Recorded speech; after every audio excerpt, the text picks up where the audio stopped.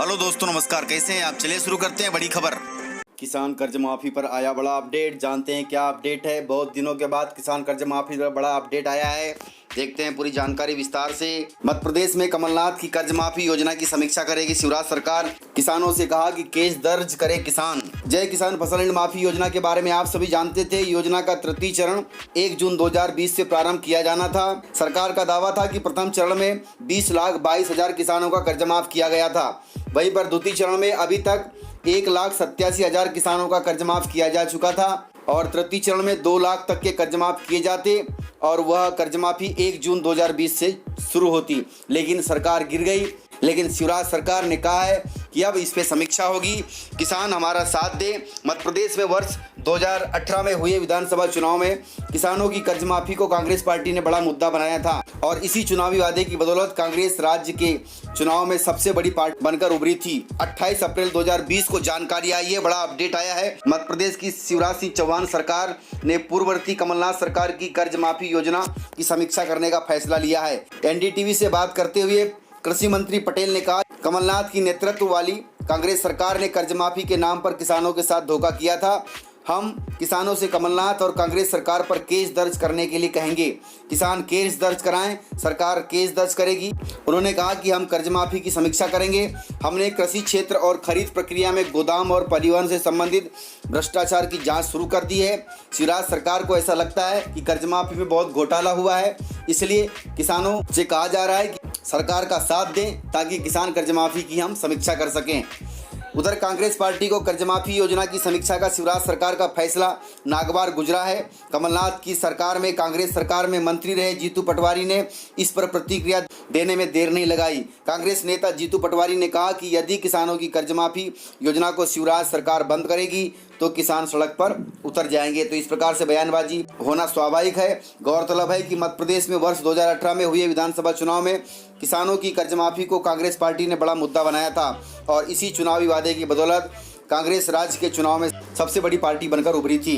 राहुल गांधी ने मध्य प्रदेश में उस समय अपने चुनावी सभाओं में कहा था कि कांग्रेस की यदि राज्य में सरकार बनी तो 10 दिन के अंदर किसानों का कर्ज माफ कर दिया जाएगा। उन्होंने यह भी कहा था कि यदि ऐसा नहीं हुआ तो सीएम को बदलने से भी नहीं हिचकेंगे। कांग्रेस ने राज्य के सभी राष्ट्रीयकृत और सहकारी बैंकों से किसानों द्वारा लिए गए 2 लाख रुपए तक के अल्पकालीन फसल ऋण को माफ करने का वादा किया था। राज्य में सरकार बनने के बाद इस बारे में आदेश भी जारी किया गया था, लेकिन आरोप है कि सभी किसानों को इसका फायदा नहीं मिल पाया। बड़ी संख्या में किसान इससे वंचित रह गए। खबर यह भी आ रही है, कोरोना संकट से उबरने के लिए योजनाबंदी का सहारा लेगी मध्य प्रदेश सरकार और जिसके तहत किसान कर्ज माफी की समीक्षा होगी और जो सही होगा उसी पर शिवराज सरकार अमल करेगी। कोरोना संकट ने देश के साथ साथ प्रदेश की अर्थव्यवस्था को भी प्रभावित कर दिया है। करों से आय होना लगभग बंद हो गई है। आर्थिक संकट के हालात हैं, इससे उबरने के लिए शिवराज सरकार ने रास्ते तलाशने शुरू कर दिए हैं। इसमें योजनाबंदी को बड़े विकल्प के तौर पर देखा जा रहा है। वरिष्ठ प्रशासनिक स्तर पर इसकी तैयारियां भी शुरू हो गई है। मुख्य सचिव इकबाल सिंह बैस ने सभी अपर मुख्य सचिव से लेकर सचिव स्तर के अधिकारियों को नोट्स लिखकर उन योजनाओं पर विचार कर खाका खींचने के लिए कहा है जिन्हें बंद किया जा सकता है। इसके साथ ही कुछ योजनाओं को ठंडे बस्ते में डालने की भी तैयारी है। दरअसल सरकार का पूरा फोकस इस बात पर है कि सिर्फ उन्हीं योजनाओं में राशि लगाएं जिसका संचालन बेहद जरूरी है। लेकिन शिवराज सिंह चौहान किसान हितैषी हैं। शिवराज सिंह चौहान को किसानों का कर्ज माफ करना होगा। सूत्रों के मुताबिक प्रदेश की अर्थव्यवस्था बीते 1 साल से मुश्किल दौर से गुजर रही है। जरूरी खर्चों को चलाने के लिए कर्ज का सहारा लेना पड़ रहा है। किसानों की कर्ज माफी के कारण दूसरी योजनाओं की राशि में भी कटौती की जा चुकी है। निर्माण कार्यों से जुड़े ठेकेदारों को लंबे समय से भुगतान नहीं किया तो मुख्यमंत्री जन कल्याण योजना को ठंडे बस्ते में डाला गया और यह काम कमलनाथ सरकार में किया गया था। राशि का इंतजाम करने के लिए शासकीय संपत्तियों को नीलाम करने की प्रक्रिया चल रही है। सरकारी संसाधनों के अलावा दूसरे स्रोतों से वित्तीय संसाधन जुटाने पर मंथन चल रहा है।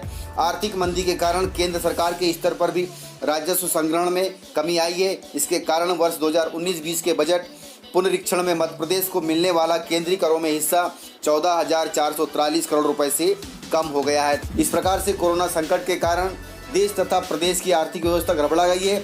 अब सरकार वही योजनाओं को चलाएगी जिससे जनता तथा प्रदेशवासियों को राहत मिल सके। केंद्रीय सहायता अनुदान में भी कमी आई है। कोरोना संकट के कारण केंद्र और राज्य के स्तर पर कर संग्रहण बुरी तरह प्रभावित हुआ है।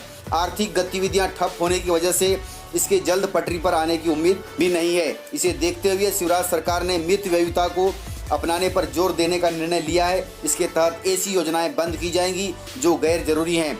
सिर्फ उन्हीं योजनाओं पर फोकस किया जाएगा जिन्हें संचालित करना व्यापक हित में है और जनता के हित में होगा। सूत्रों का कहना है कि मुख्यमंत्री के निर्देश पर मुख्य सचिव कार्यालय और वित्त विभाग ने सभी विभागों से ऐसी योजनाओं के बारे में बताने के लिए कहा है जो अत्यावश्यक श्रेणी में आती हैं। वे योजनाएं कौन सी हैं जिन्हें बंद किया जा सकता है। तो इस प्रकार से सरकार उन योजनाओं पर काम कर रही है, उन योजनाओं की समीक्षा कर रही है जिसको आगे चलाना है, जिसमें कर्ज माफ़ी भी एक बड़ी योजना है। कौन सी ऐसी नई योजना चलाई जानी है जो कोरोना के कारण पैदा हुई स्थिति में जरूरी है, इनमें कितनी राशि लगेगी और कितने लोग प्रत्यक्ष या अप्रत्यक्ष तौर पर लाभान्वित होंगे, इसके साथ ही वे योजनाएं कौन सी हैं जिनके लिए केंद्र सरकार से ज़्यादा सहायता की ज़रूरत है। बताया जा रहा है कि केंद्रीय मंत्रियों और अधिकारियों के साथ होने वाली वीडियो कॉन्फ्रेंस में तो इन मुद्दों को उठाया ही जाएगा। मुख्यमंत्री की ओर से पत्र भी भेजे जाएंगे। बजट में भी होगी काट-छाट। सूत्रों का कहना है कि कोरोना की स्थिति नियंत्रित रही तो विधानसभा के मानसून सत्र में शिवराज सरकार का पहला बजट प्रस्तुत होगा। इसमें बड़े पैमाने पर योजनाओं में काट-छाट की जाएगी। वित्त विभाग ने इसको लेकर काफ़ी तैयारी कर रखी है। 4 समूह बनाकर बैठकें भी हो चुकी हैं। कोरोना संकट से निपटने के बाद सरकार का पूरा फोकस वित्तीय प्रबंधन पर ही होगा। लेकिन शिवराज सरकार को याद रखना होगा कि अगले 5 से 6 महीने के दौरान 24 सीटों पर विधानसभा उपचुनाव है। यदि सरकार को विधानसभा उपचुनाव में जीत हासिल करनी है और सरकार आगे चलाना है तो कर्ज माफ़ी करनी होगी। तो इस प्रकार से जानकारी थी। किसान कर्ज माफ़ी पर समीक्षा के बारे में अपडेट आया था, लेकिन वित्तीय प्रबंधन को देखते हुए शिवराज सरकार अब आगे क्या करती है वह देखना बड़ा दिलचस्प होगा। तो इस प्रकार से अपडेट था। यदि आपको अपडेट पसंद आया हो तो वीडियो को लाइक जरूर करिएगा और अभी तक आपने चैनल को सब्सक्राइब नहीं किया है तो इसी प्रकार की जानकारियों के लिए चैनल को सब्सक्राइब कर ले तथा नेक्स्ट वीडियो के लिए बेल आइकन पर क्लिक कर दें ताकि अगला वीडियो आपको शीघ्रता से मिले। मिलते हैं सर अगले इसी प्रकार आपके काम की खबर के साथ। तब तक के लिए जय हिंद जय भारत।